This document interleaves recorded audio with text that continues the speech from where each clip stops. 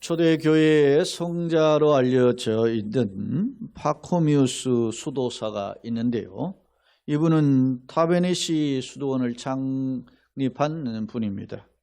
본래 이 파코미우스는 이집트 출신으로 이교도였습니다. 가난한 농부의 가정에서 태어나 농사꾼으로 어렵게 살던 어느 날 로마의 북아프리카 군대에 강제 징집이 되어서 전쟁터로 끌려가게 되었고, 그 전쟁터에서 질질 끌려다니면서 짐승처럼 살고 제대로 끼니도 먹지 못하면서 굶어 죽는 그러한 아사의 상태가 찾아왔다고 합니다.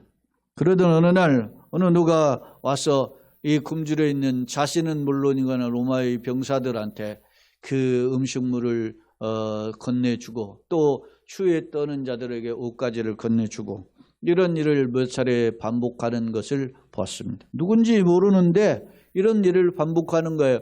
그래서 물었습니다. 저 사람들이 도대체 누굽니까? 그랬더니 로마의 군병 중 한 사람이 저 사람들은 기독교인들이야, 이렇게 말을 했다고 합니다. 그때 파코미우스는 내가 만약에 군대에 나가면 나도 저런 사람처럼 무조건 기독교인이 되고 남을 돕는 일을 할 거야 라고 결심을 했다고 합니다. 실제로 314년경 로마의 군대에서 풀려난 이 파코미우스는 개종하여 수도사가 되었고, 그 후에 타베니시 수도원을 세웠는데 그가 죽기까지 그가 세운 수도원이 9개였고 그 수도원에서 같이 수도를 했던 수도사들이 7,000명이나 되었고, 그 밖에 여자 수도원도 하나 따로 세워졌다 그래요. 수도원 사역으로 밥상 공동체 사역을 주로 해서 어려운 사람들에게 밥을 나눠주는 그러한 사역을 감당했다고 합니다.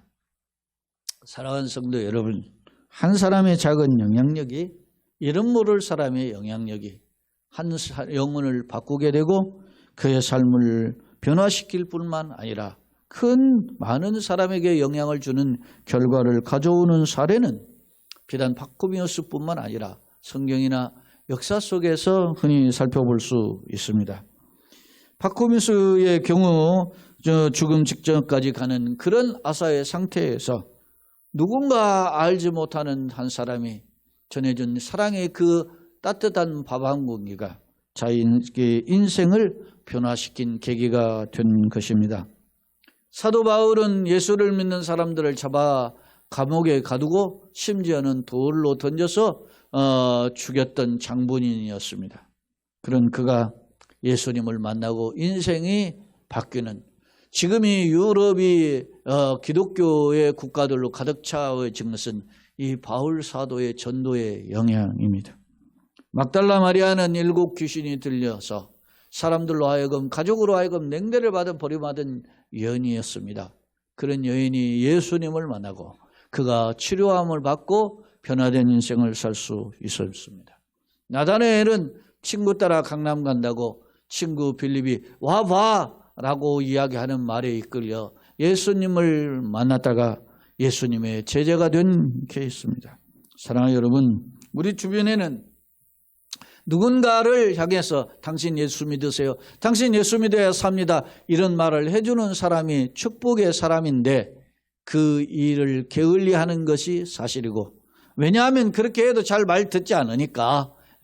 요즘은 자기 주관이 뚜렷하고 자기 생각이 뚜렷하고 배운 바가 많고 학문이 높아지니까 남의 말 귀를 잘 기울이지 않아요. 여러분, 예전에는 군사부 일체라 해가지고 선생님을 존중하던 시대 아닙니까? 그런데 이제는 뭐 학부형들이 말이지 선생님보다 더 많이 배우고 또 잘 나가고 세상에 돈도 많고 하니까 이제 막 무시하는 거예요. 그래서 말이지 아이들이 있는 데서 선생님들 개무시하고 이렇게 하다 보니까 선생님들이 최근에 자가사를 하는 그런 사례들도 많이 등장하지 않습니까? 이제는 뭐 3D 직업과 비슷하다 그런 불평하는, 옛날에는 선생님이 최고의 직업이었는데 그런 상황으로 바뀌고 있습니다. 교회 역시 세상 속에서 선한 영향력을 주지 못하니까 교회를 통해서 예수 믿는 케이스는 드물어지는 상황에 처한 것이 오늘의 현실입니다. 사랑하는 여러분, 그렇다면 나는 어떤 케이스인가? 여러분은 어떤 케이스로 예수를 믿게 되었나요? 오늘 우리는 부모님을 따라서 교회에 왔을 수도 있고, 우리 중에는 어렸을 때부터 뿐만 아니라 아니면 친구 따라 왔을 수도 있고, 아니면 중간에 전도를 받아서 왔을 경우도 있을 것입니다. 그런데요, 그런 우리가 처음 신앙생활을 할 때 뜨거운 열정, 그 마음의 감동을 가지고 시작했던 마음들이 흐트러지고 있지는 않는지 되돌아볼 필요가 있습니다. 오늘 우리는 어렸을 때 국가의 왕의 영향력을 받아서 하나님을 믿고 하나님의 사람으로 변화된 뒤에 평생 하나님만을 섬겼던 한 사람을 살펴보고자 합니다. 그는 우리가 읽었던 다니엘인데요. 이 다니엘은 당시 이스라엘 국가가 물론 태어날 때부터 8일 만에 할례받고 다 하나님의 백성이 되죠. 그런데요, 당시 다니엘이 태어날 때의 왕은 요시야 왕이었습니다. 요시야 왕은 선한 왕이었지만은 그 나라는 그 요시야 왕 이전에 있던 역대 열왕들이 엄청나게 우상 숭배를 많이 해서 그 요시야 왕이 제2기간에 31년 왕이 있었는데 8살에 왕이 돼가지고 16살에 하나님을 비로소 알게 되고, 그리고 20살에 개혁을 시작한 겁니다. 그러던 그가 39살에 죽어요. 19년 개혁을 하다가 39살에 죽어요. 전쟁터에 나가서. 근데 전쟁터에 나가면 누구하고 싸우냐면 이집트 애국 군대하고 싸우다가 죽거든요. 애국 군대가 당대에 아무래도 좀 수그러들은 국가였지만 그래도 세계 최강에 속한 나라였단 말입니다. 그 나라가 당대의 세계 최강인 아수르 제국을 도와가지고 신흥 세력인 바벨론과 맞짱을 뜨기 위해서 가는 길인데, 지금 여러분 가자 지구와 같은 곳이 있잖아요. 가자의 북쪽에 있는 곳이 무깃도라고 하는 그 해변가에 있는 곳인데, 그곳에서 그 요시야 왕이 가로막고 애굽의 군대들 못 가게 가로막은 거예요. 그리고 그곳에서 전쟁을 하다가 더 큰 군사력에 의해서 희생을 하다가 죽은 겁니다. 근데 성경은 보면 뭐라고 이야기하냐면 요시야 왕을 미리 데려가셨다는 거예요. 왜? 그 다음에 벌어질 일들이 너무 이스라엘에 참혹해서 이 요시야 왕을 미리 데려간 39의 젊은 나이. 우리가 생각하기에는 좀 더 살았으면 좋겠는데 데려가잖아요. 지난 주간에 안양샘병원 원장인 박상은 원장이 돌아가셨어요. 65세의 젊은 나이죠. 이분은 참 귀한 분이에요. 자기 사랑, 예수님의 사랑을 나누면서 실천한 귀한 사랑이에요. 근데 아쉽잖아요. 이런 분들을 미리 가고 65세면 젊잖아요. 갔어요. 아쉽다 말이죠. 흔히 이야기, 데려갈 놈들 많은데, 네? 근데 요시야 왕이 떠났어요. 근데 이 요시야 왕의 통치하던 통치 후반에 태어난 사람이 다니엘입니다. 다니엘이 아마 나이가 한 12살까지는 이 요시야 왕 때에 태어난 것으로 보여져요. 이스라엘은 역사적으로 전통에 보면 태어날 때부터 제일 먼저 성경책에다가 소위 말하면 바비루스 같은 데다 꿀을 발라놓는다잖아요. 그래서 이게 정말로 다른 것이구나. 그 성경을 달고오묘한 말씀으로 인식하게 만든다는 거죠. 그래서 어렸을 때부터 3살부터 교육하고 5살부터 3살 때는 옷에다가 수술을 다는 옷을 입혀요. 이 수술은 뭐냐면 말씀을 기록한 그런 그러니까 하나님께 속한 옷을 입힌 거예요. 여러분 자녀들에게 옷을 하나 입히는데도 세상 유행 따라서 하는 비싼 옷 입히지 말고 내가 복음적인 마인드를 가지고 옷을 입힐 수 있어야 되는 거예요. 돈이 없어서 싼 거래 입히는 경우도 있지만, 그리고 5세 때는 어머니가 이제 율법을 양육해요. 그리고 이제 7세, 8세 되면은 소위 탈무드 교육과 미시나 교육을 시키고, 그리고 12살에 소위 바르 미스바라고 하는 여자는 12살, 남자는 13살에 이 성인식을 해요. 그러니까 아마 이 성인식 하기 직전에 이 요시야 왕이 죽었는데 그때까지 이 다니엘이 자랐음을 알 수 있어요. 그리고 나서 이 요시야 왕이 죽고 나니까 애굽이 이스라엘 백성들이 왕이 죽으니까 요시야 왕의 아들은 여호아스를 왕으로 세웠는데 이 여세를 몰아서 애굽이 유다까지 쳐들어와 가지고 그 여호아스를 왕을 끌고 가버립니다. 애굽으로. 3개월 만에 왕된 지 3개월 만에 끌고 가고 그의 형 여호야김이라는 원래 엘리야김이라는 이름인데 여호야김이라는 이름을 바꿔가지고 꼭두각시로 세워놓고 데리고 가버렸어요. 근데 신흥 바벨론의 세력이 이제 막 발흥을 했는데 그때 612년에 바벨론의 세력이 당대 세계의 최강이라고 하는 아시리아 제국을 우리 성경에는 아수르 나오는데 아시리아 제국을 완전 몰락시켜 버렸어요. 근데 이 아수르 제국을 도우러 이제 애굽의 군대가 저 갈그미스라고 하는 아수르 그 근처에 시리아에 있는 갈그미스까지 갔는데 그 바벨론의 라보폴라살이 바벨론의 당시 황제고 그의 아들 느부갓네살이 이 갈그미스에서 애굽의 군대를 완전 목사발 시켜버린 거예요. 그리고 그 여세를 몰아가지고 남아 정책을 했는데 그때 왕이 여호야김이라고 하는 왕이었는데 왕이 된 지 3년 차였단 말이에요. 3년 차에 지금 아버지가 죽은 지 햇수로 4년이죠.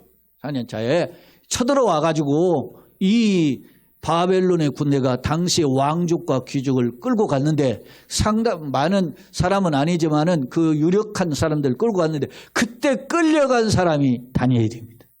다니엘과 셋중 소년 시절에 아마 한 아이도 추정해 보면 15세 정도였을 거예요. 그래서 끌려가가지고 바벨론에 끌려갔습니다. 끌려가지고 왕실에서 이놈들이 왕족 귀족들 출신이니까 똑똑한 놈들이니까 바벨론에서 3년 동안 이제 바벨론의 음식을 그 음식을 먹이고 이제 바벨론 학문 교육을 시키는 소위 말하면 바벨론 동화 교육을 시켰던 과정이 있었어요. 그때 이 끌려갔던 다니엘과 세 친구가 뜻을 정하고 왕의 그 진미들을 먹지 않고 자기는 채소만 먹겠다 그러잖아요. 그렇게 했는데도 얼굴이 번쩍건 빛나고 그래서 그때부터 환관장과 왕 앞에 서게 되는 거예요. 지혜와 그 총명이 바벨론의 술사보다 10배나 탁월했다. 1장에 보면 나와요. 그리고 다니엘에게는 한술 더 떠서 꿈을 해석하는 능력을 주셨다. 다니엘 1장에 기록되어 있어요. 이런 상황에 끌려갔던 이 다니엘이 벌써 세월이 흘러 지금 5장이 나왔는데 세월이 흘러 70년이라는 세월이 흐른 거예요. 사실.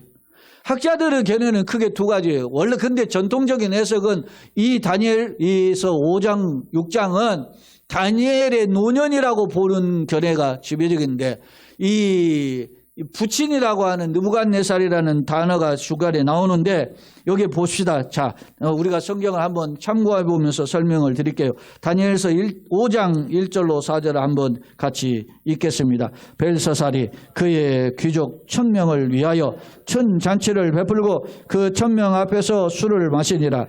벨사살이 술을 마실 때에 명하여 그의 부친 느부갓네살이 예루살렘 성전에서 탈취하여 은 그릇을 가져오라고 명하였으니 이는 왕과 귀족들과 왕후들과 후궁들이 다 그것으로 마시려 함이었더라.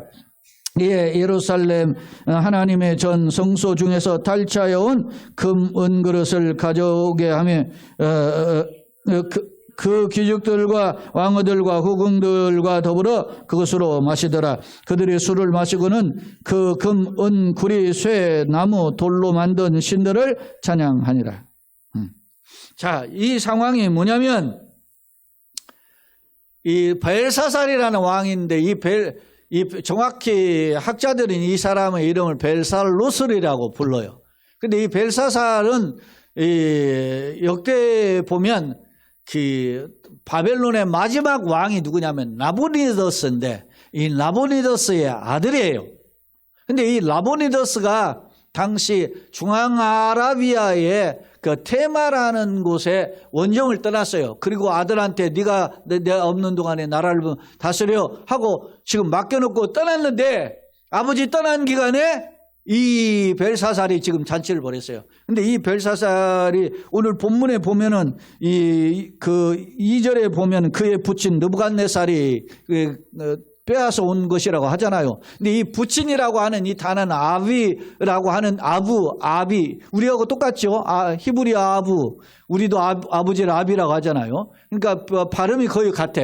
근데 이게 아부라고 하는 이 단어가 아버지도 있지만 조상들을 가리키는 거예요. 할아버지도 아버지도 아부 이렇게 썼단 말입니다. 그러니까 이게 느부갓네살은 벨사살로 일어나는 할아버지예요. 위에 할아버지 고조 할아버지급에 해당하는 그런 분인데, 근데 그 느부갓네살을 당시에 지금 다니엘을 끌고 갔잖아요. 1차 포로에 그게 605년에 1차 포로로 끌고 가고, 그리고 난 뒤에 597년에 한 8년 뒤에 또 쳐들어와 가지고 그때는 또 왕도 끌고 가요.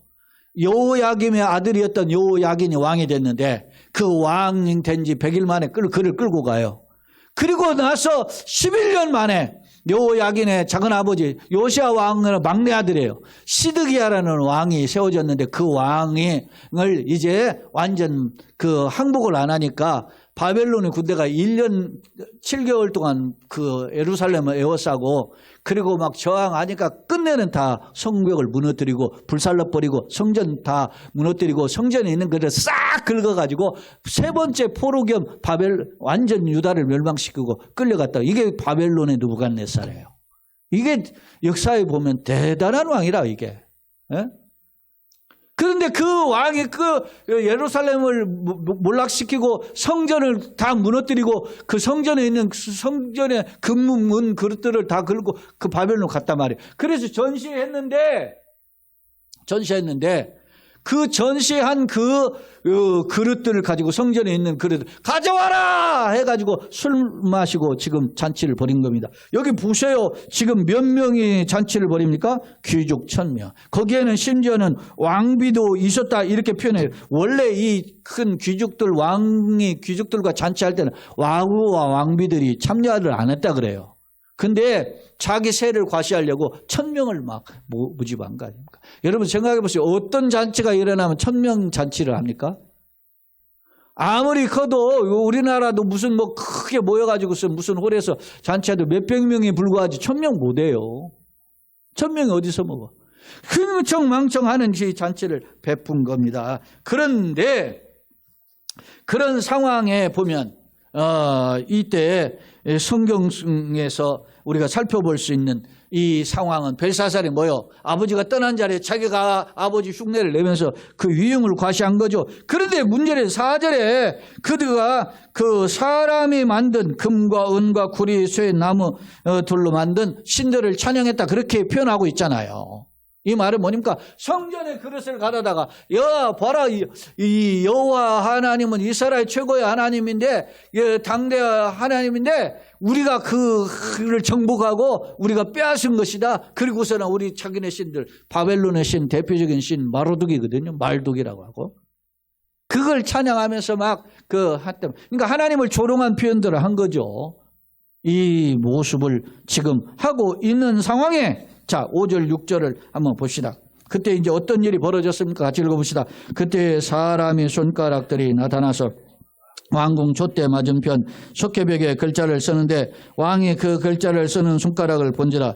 이에 왕이 즐기던 얼굴빛이 변하고 그 생각이 번민하여 넓적다리가 다리 마디가 녹는 듯하고 그의 무릎이 서로 부딪힌지라.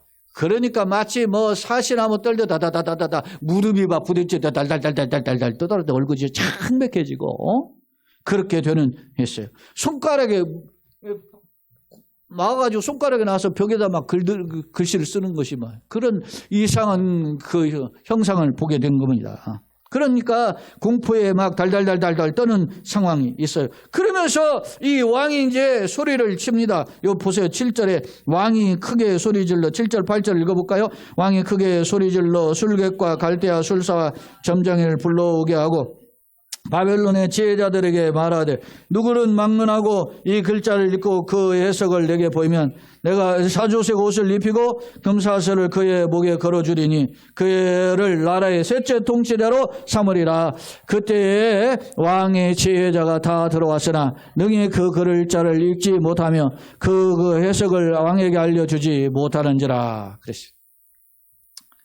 왕의 말에 너무나 놀라가지고 소리를 질러가지고 막 이거 말이지 그게 무슨 글자이고 무슨 내용이고 무슨 뜻인지 좀 알아맞히는 사람 불러와라 가지고 당대 총명 있는 사람들 다 불러 모았는데 해석하는 놈이 없는 거예요. 바로 이렇게 절망적인 상황 속에서 9절에 보면은 어떻게 했습니까? 왕이 크게 번민했다. 그렇게 알 수 있어요. 그리고 난 상황에 이제 왕비가 찾아옵니다. 10절로 12절의 말씀을 또 읽어보겠습니다. 왕비가 왕과 그 귀족들의 말로 말미암아 잔치하는 궁에 들어왔더니 이에 말하여 이르되 왕이여 만수궁하옵소서. 왕의 생각을 번민하게 하지 말며 얼굴빛을 변할 것도 아니니이다. 왕의 나라에 거룩한 신들의 영이 있는 사람이 있으니 고 왕의 부친 때에 있던 자로서 명철과 총명과 지혜가 신들의 지혜가 같은 자이다. 왕의 부친 느부갓네살 왕이 그를 세워 박수와 술객과 갈대아 술사와 점쟁이들의 어른을 삼으셨으니 왕이 벨드사살이라고 이름하는 이 다니엘은 마음이 민첩하고 지식과 총명이 있어 능히 꿈을 해석하며 은밀한 말을 밝히며 의문을 풀 수 있나이다. 이제 다니엘을 부르소서. 그리하시면 그가 그 해석을 알려드리리라. 왕이시여 왜 걱정하십니까? 당시에 할아버지 조상인 느부갓네살 왕 때 총명한 출신이었던 이름이 다니엘인 본명이고 소위 바벨론식 이름으로 창씨 개명한 거예요. 그게 벨드사살이에요. 그 벨드사살을 부르시면 그가 다 이런 일을 해석할 것입니다. 생각해 보세요. 지금 이 벨사살이 통치하던 시대는 다니엘이 끌려간 지 70년 됐던 해예요. 이 상황은. 그러니까 다니엘로 말하면 85세가 된 거죠. 15살 정도에 끌려갔다면. 그러니까 노년의 할아버지가 되어서 이제는 다 관직에서 물러서 한직에 있는 그런 상황에 노년의 초야에 있는 그런 사람이란 말입니다. 그런데 그를 불러다가 이러한 뜻을 알게 하시면 될 거 아니겠습니까? 하는 왕비가 스쳐가는 지혜로 제안을 한 겁니다. 그래서 이제 다니엘이 왕 앞에 불려 나오게 됩니다. 자, 13절로 16절 이제 왕 앞에 다니엘이 왔는데요. 이에 다니엘이 부름을 받아 왕이 앞에 나오며 왕이 다니엘에게 말하되 네가 나의 부황의 유다에서 사로잡아온 유다 자손 중에 그 다니엘이냐? 내가 네게 대하여 들은즉 네 안에는 신들의 영이 있으므로 네가 명철과 총명과 비상한 지혜가 있다 하도다. 지금 여러 지혜자와 술객을 내 앞에 불러다가 그들에게 이 글을 읽고 그 해석을 내게 알리려 하였으나 그들이 그 다 해석을 내게 보이지 못하였느니라.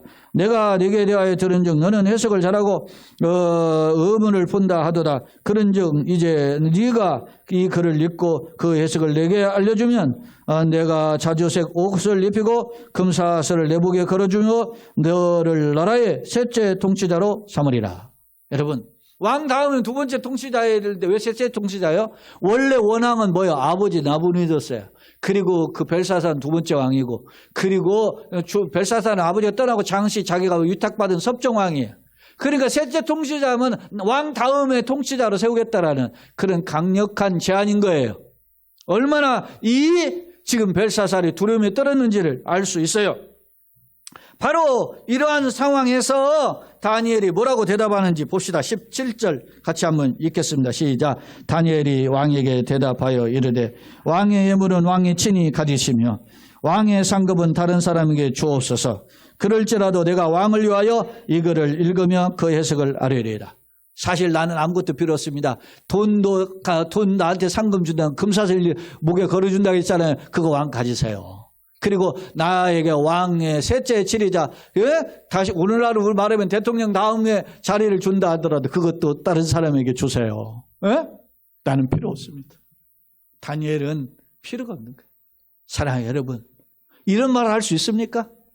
우리는 한 자리 못 해가지고서는 미친 듯 날뛰는 사람들 있잖아요. 그까지 그 대통령 5년 하는데 그 밑에 기생충들이 얼마나 많이 붙어 있습니까? 예? 여러분, 국가가 왜 이 지경입니까? 대통령이 좀 모자란 부분도 있어요. 내가 보기에도. 미안한 말이지만. 그런데 그 밑에 있는 분들 더 모자랐는데 부주기수예요. 내가 보기에는 손가락 꼽을 수도 없어. 이 나라가 이 꼴이 지금 되고 있는 상황은. 에? 그런데도 막 그걸 한 자리 못 해가지고. 인요한 씨가 지금 가서 했는데, 여러분 생각해 보세요. 그 인요한 씨 가정이 5대째 우리나라에 사는데, 여러분, 우리나라를 위해서 이만큼 충성한 가문이 없어요. 근데 그게 그 사람이 잘 해결하면 좋겠는데, 내가 보기에는 해결 못 할 것 같아요. 그만큼 골마터져 있는 직을 맡았는데. 뭐라 했을까 하는 그런 생각이 있는데. 자, 보세요. 제 이야기가 다른 각도 갔는데. 보십시다. 다니엘은 다 필요 없습니다.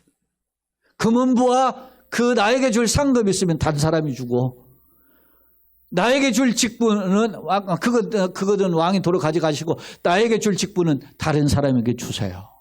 그러나, 그럼에도 불구하고 나는 이 글을 읽으면 해석할 것입니다. 하라고 다니엘의 태도. 여러분, 이 배짱 있는 이 다니엘의 모습이 멋있잖아요? 너무 멋있잖아요? 자, 그 다니엘이 말한 이자 18절로 24절 내용을 한번 빨리 읽어보겠습니다. 왕이여 지극히 높으신 하나님이 왕이 붙인 느부갓네살에게 나라와 큰 권세와 영광과 위엄을 주었고, 그래서 그에게 큰 권세를 주셨으므로 백성들과 나라들과 언어가 다른 모든 사람들이 그의 앞에서 떨며 두려워하였으며, 그는 임으로 죽이며 임으로 살리며 임으로 높이며 임으로 낮죠. 바벨론의 군대가요, 바벨론 군대한테 망하지 않은 나라가 없어요.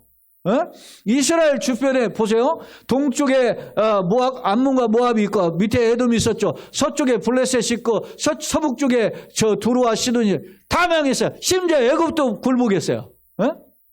아수르가 망한 건 물론이거니와 북쪽에 아람이 멸망했어요. 여러분요, 바벨론의 느부갓네살이 그렇게 강력한 힘을 가진 자였단 말입니다. 이 바벨론이 한번 멸망시키려면 집요했어요. 당시에 두루가 그 요새화된 돌섬인데 13년을 공격해가지고 그게 항복을 받아낸 나라가 두루, 바벨론. 이렇게 강력해 느부갓네살이.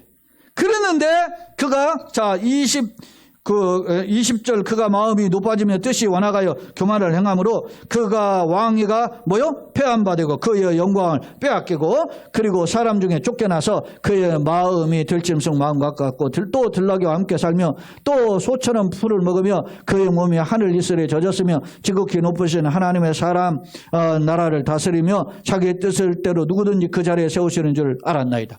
이 교만하니까, 왕이 세상을 정복하니까 하나님이 이 교만한 이 느부갓네살을 쳐가지고 7년 동안, 이 4장에 나와요. 7년 동안 마치 정신병자가 돼가지고 들짐승처럼 풀 뜯으면서 사는 그런 방황하는 삶을 살게 만드는 거예요. 그리고 나서 7년 만에 정신이 들어가지고 돌아오게 됐는데, 4장에 보면 우리가 지금 다 읽지 않았는데 4장 34절에 보면, 자 봅시다. 4장 34절에 지금 시간이 없는 관계로 이 글들을 다 읽기가 어려워요. 자, 34절을 봅시다. 그 기한이 참에 나 느부갓네살이 하늘을 우러러 보았더니 내 충명이 다시 내게로 돌아온지라. 이에 내가 지극히 높으신 이에게 감사하며 영생하신 이를 찬양하고 경배하였더니 그 권세는 영원한 권세요 그의 나라는 대대에 이르리라. 느부갓네살이 이렇게 깨달은 거예요.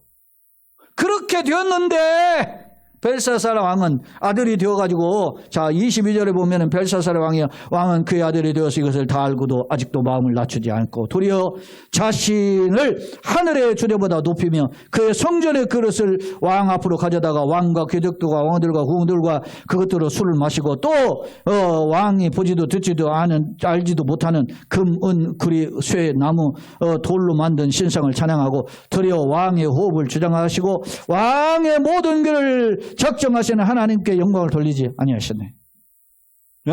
그래서 하나님의 이 손가락이 글이 나온 겁니다. 그 손가락이 글이 나왔는데 뭐냐? 25절에 이 기록된 글자는 이것이니 곧 메르멘의 대결 우바르시니라. 그 글을 해석하니까 어떤 뜻이에요?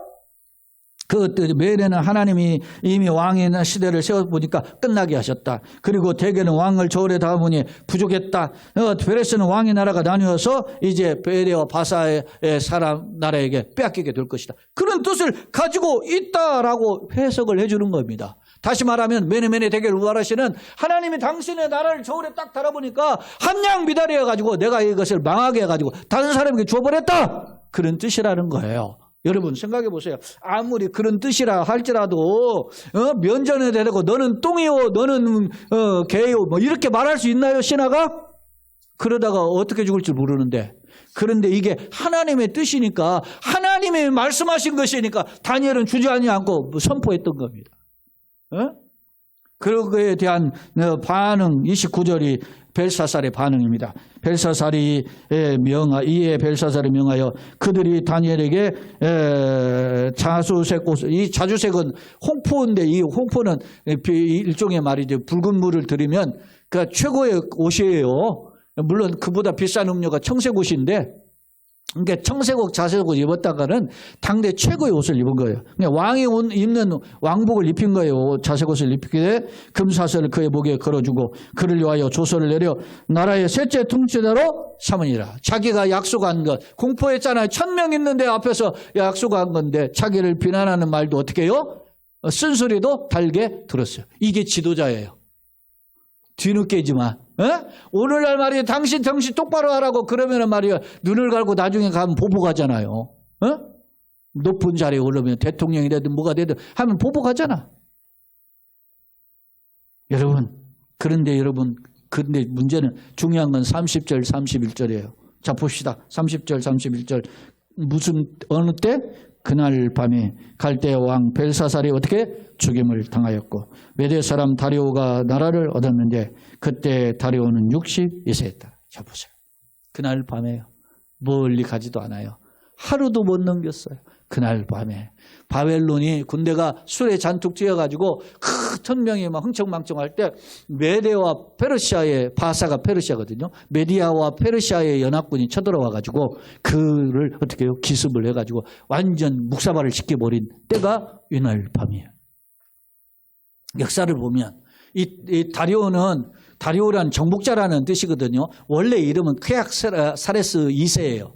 근데 이 크약사레스 2세는 누구냐면 고레스 키루스 2세라고 하고 정확히 우리는 성경은 고레스인데 역사에 보면 키루스 1세인데 2세가 의 외삼촌이고 그 외삼촌 그러니까 사촌 동생하고 결혼을 했죠.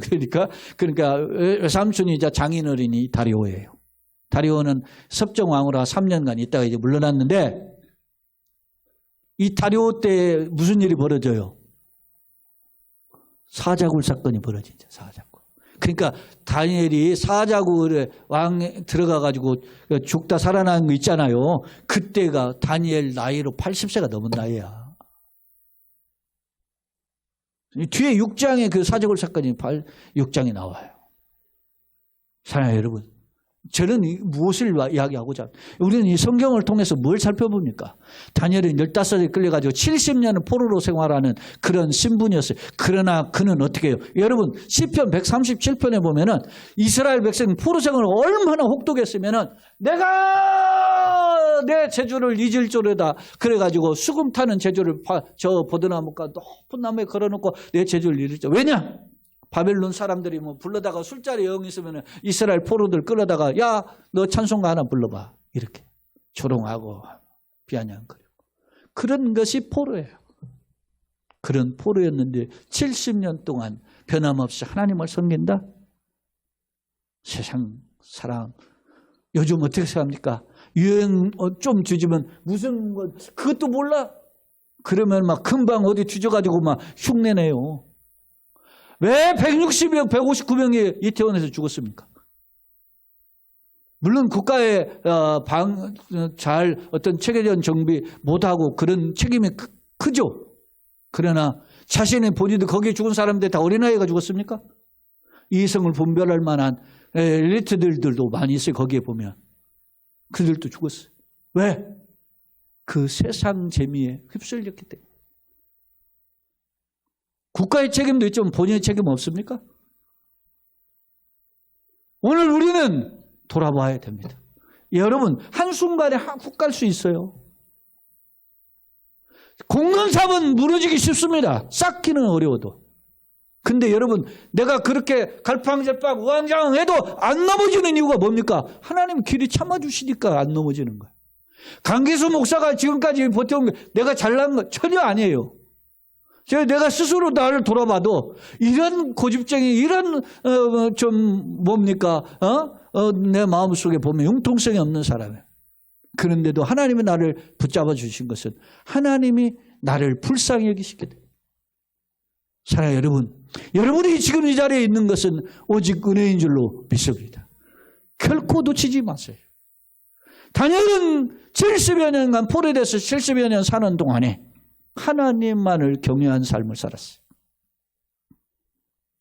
그날 밤에 메데아 페르시아 연합군이 쳐들어와서 벨사살을 죽였어요. 이름도 제가 옛날에 이 벨사살 이름을 청년 때 했는데 딱 외기도 좋다. 이름 배를 사살해버려 이렇게 해가지고 했단 말이에요. 하나님을 경외하지 않다가 이렇게 망한 왕 벨사살. 원래 역사의 이름은 벨살루스리예요. 사랑하는 여러분, 오늘 우리가 사는 시대는 한치 앞을 내다보기가 어려운 정도로 급변하는 시대입니다. 오히려 예수님 잘 믿고 하는 사람 앞서 이야기했잖아요. 박상원 원장 같은 사람이 하나님 데려가요. 등치고 잘못하는 놈들 오히려 잘 살아. 권무술수가 난무한 시대입니다. 인생은 어찌 보면 공술의 공수겁니다. 인생에 주어진 권세는 권불 10년입니다. 재물은 부자 3대 못 간다는 속담이 있습니다. 우리의 인생의 건강은 화무 11억입니다. 이게 다 누가 말합니까? 불신자들 가운데서 인생을 경험했던 사람들이 쓴 인생의 선배들이 한 말들입니다. 그럼에도 불구하고 돈이 있으면 건방져지고, 공부 좀 했다고 하면 건방져지고, 권력을 가지면 건방져지고, 모든 상황들 속에서 인기를 얻으면 지가 최고인 양 껍죽되는 것이 오늘의 현실입니다. 안타까운 것은 이러한 세상적 모습이 교회 안에 가득한 것도 사실입니다. 사랑하는 여러분, 그렇다면 여러분은 무엇을 자랑하시며 무엇을 추구하십니까? 여러분이 쫓아가는 길은 어떤 길이냐는 말입니까? 오늘 제목을 정했어요. 어떤 길을 갈 것인가? 초지일관하는 70년 동안 포로로 끌려간 절망의 상황에 있었던 그러한 신분이 있었지만, 물론 그가 중간에 느부갓네살 때 어떤 치리자가 되고 친구들도 주방의 치리자가 되는 그런 자리에 올랐지만, 여러분, 우리는 어떤 길을 갈 것인가? 그것이 중요하진 않았어요. 다니엘은 소년 시절 바벨론 포로가 되었고 온갖 수모를 겪는 신세였고, 그러나 어린 아이 때 배웠던 요시아의 소위 키즈로서 요시아 왕이 하나님을 경외했던, 다 다른 길을 갈 때 어린 시절 그 배웠던 하나님의 말씀, 달고 오묘한 말씀을 붙잡고 살았던, 평생을 간직했던 믿음의 사람이었습니다. 당시 이스라엘은 왕을 비롯해서 모든 나라가 다, 여러분 보세요. 앞서 제가 이야기했잖아요. 요시아 왕 이후에 4명의 왕을 거치다 나라 망하는데 22년 만에 4명의 왕들이 누구냐면 요시아 왕의 아들 셋, 손자 하나예요. 근데 그들은 전부 다 악한 왕이에요. 이야, 요시아 왕이 자식 농사를 망쳤는데 다니엘과 그 세 친구와 하나냐, 미사엘, 아사랴, 소위 사드락, 메삭, 아벳느고들, 이런 사람들 건진 거죠. 이 두 번째 끌려갈 때 포로를 끌려간 사람이 누구냐면 에스겔이에요. 다니엘보다 8년 뒤에 끌려갔어요. 다니엘보다 약 한 2-3살 더 나이가 많은 나이가 에스겔이었는데, 그는 25세 끌려가가지고 30살에. 근데 이 에스겔 성경에 보면 두 곳에서, 정확히 3곳인데 같은 내용을 2번 반복하고 있고, 두 곳에서 다니엘분이 총명하다. 그리고 당시 하나님이 심판하실 때 노아, 유업, 다니엘 셋이 있어도 그들만 구원받는다. 다니엘을 거론해요. 그러니까 포로 중에 이 다니엘이 얼마나 유명했는지를 알 수 있어요. 유대인들의 자존심입니다. 포로를 끌려가는 절망 중에서도 다니엘 때문에 유대인들이 대접을 받은 거예요. 왜냐? 저 옛날 여러분 보세요. 니느웨로 가라 그랬는데 다시 소망 같던 이 요나가 있잖아요. 요나가 하나님 말씀 듣지 않고 도망가다가 배가 파손해가지고서는 물고 배에 갇히다가 회개하고 하나님 뜻대로 니느웨 가가지고 3일을 다녀야 되는 그 거리를 하루만 다녔는데 왕을 비롯해서 좌우를 분간 못하는 12만 명 회개하거든요. 그런데 왜 하나님이 저 이스라엘 나라 놔두고 저 니느웨에 대한 당대 세계 최강 아수르 제국의 수도인 니느웨까지 파송시켰느냐. 그거는 북왕국이 완전 소위 말하면 시궁창과 같아가지고 멸망시켜야 되는 상황인데 그 멸망 전에 그 멸망시킬 나라가 누구냐면 아수르예요. 그 아수르 제국에 가가지고 하나님 누군가를 선포해 줬던 거예요. 다시 말하면 멸망하더라도 그 백성들이 하나님을 경외하는 마음을 알게 한 니느웨 백성들로 위해서 약간의 대접을 받게 했던 거예요. 하나님은 바벨론, 이스라엘이 잘못된 바벨론에 70년의 포로라는 선포를 해서 그를 끌려가게 했지만 바벨론 그 끌려간 나라 중에서도 이런 다니엘과 같은 사람들, 하나님을 경외한 사람이 왕들을 통해서 깨닫게 해서 바벨론은 바벨론 제국이죠. 메디아 페르시아는 어디예요? 바벨론 지금의 이라크면 메디아 페르시아는 어디에 지금의 이란이에요. 그 세계 최강의 나라들로 하여금 하나님이 누구신가를 증거해서 이스라엘로 하여금 어떻게 해요? 나름 대접을 받게 했다. 한 사람의 변화된 힘이 얼마나 큰지를 성경은 보여줘요. 말씀을 정리합시다. 로마서 14장 7절 8절을 읽고 한번 마치겠습니다. 같이 한번 읽겠습니다. 시작. 우리 중에 누구든지 자기를 위하여 사는 자가 없고 자기를 위하여 죽는 자도 없도다. 우리가 살아도 주를 위하여 살고 죽어도 주를 위하여 죽나니 그러므로 사나 죽으나 우리가 주의 것이로다. 로마서 14장은 이 말씀이 주어진 배경 보면 먹는 거, 이걸 먹어야 되냐 말아야 되냐, 이 고기인데 이게 우상 앞에 신전에 바쳐진 제물인데 이걸 먹어야 되냐 말아야 되냐 논란이 있었어요. 기독교인들 사이에. 야, 그거 먹으면 우상 제물인데? 아이, 그거 음식에 불과해. 그런데 바울은 뭐라고 해요? 기준을 정해주는 거예요. 야, 내가 먹는 것도 나를 위해 먹는 것도 아니고 누구를 위해? 주를 위해 먹어야 돼. 우리가 살아도 주를 위하여 살고 죽어도 주를 위해 살고. 내가 먹는 것이, 마시는 것이 어떻게? 고린도 10장 30일 먹든지 마시면 무엇을 하나님의 영광을 위해서, 내가 주님의 영광을 위해서 하는지 돌아보는 그런 직업을. 사랑해요 여러분. 세상에 전부 다 세상 속에서 빠져서 삽니다. 기독교인들이 그러다 보니까 영향력 없는 교회가, 기독교인들이 그냥 세상 흉내내서 삽니다. 야, 꼭 그렇게 예수 믿어야 돼? 꼭 그렇게 교회 다녀야 돼? 이런 생각들이 요즘은 가득해요. 그러다 보니까 교회도 이제는 막 주일날도 예배 한 번만 딱 드리고 말잖아. 이제 미국 교회 닮아가지고. 주중 예배는 아예 없고 새벽기도 뭐 이런 건 아예 없고. 여러분 가운데 나의 사전에 예배란 한 번밖에 없죠. 정신 차리세요. 얼마나 폭포수처럼 홍수처럼 쏟아지는 생명의 말씀이 차고 넘치 우리 교회만 해도. 그런데 다 잃어버리고 세상을 해야 돼. 이런 상황 속에서 여러분 어떤 길을 걸 것입니까? 바라기는 하나님은 지금도 살아계십니다. 하나님의 앞에 목숨을 거는 사람을 찾고 계십니다. 정신 차리시고 주님을 바로 섬기는 믿음의 사람의 길을 걸어가시므로 주님이 예비하신 길을 누리되 다니엘과 같은 은혜와 복을 맛보고 누리고 증거하는 주님의 영광스러운 종들이 되시기를 예수님의 이름으로 축원합니다. 아멘. 좋으신